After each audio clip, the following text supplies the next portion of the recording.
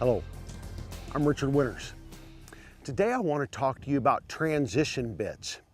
When we are ready to transition our horses from the snaffle that many horses are accustomed to, that many of you are used to riding with, it's a lateral type mechanism. It has no leverage to it, but there might be a time that we want to go on, teach our horse to neck rein, teach better vertical flexion with our horse. We want to transition to some kind of leverage bit. There are different kinds of transition bits. I will introduce one to you today and show you why I like it and why it works well. This particular bit, years ago, there's a gentleman by the name of Billy Allen that invented it, and many companies make them now, many bit makers make them that goes by different names.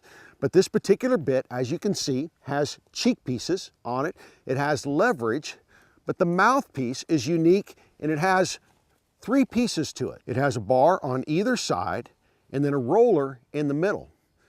Now, many people will use a transition bit such as a Tom Thumb snaffle where the mouthpiece is actually just like our snaffle bits, but has shank.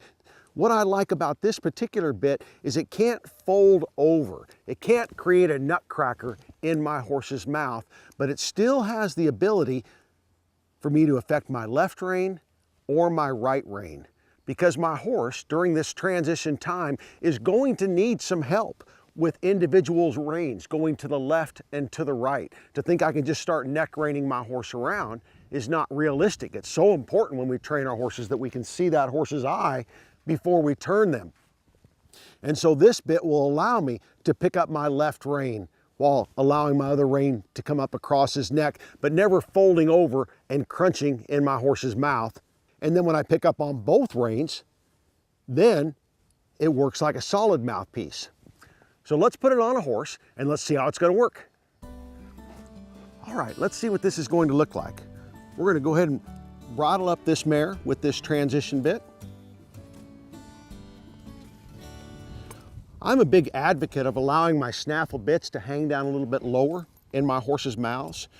But when I begin to introduce a leverage bit, just because there's so much more hardware there, I need it just a little bit higher in my horse's mouth because it's a little bit harder for them to support and hold. I'm going to pull this up one more hole here and see what that looks like.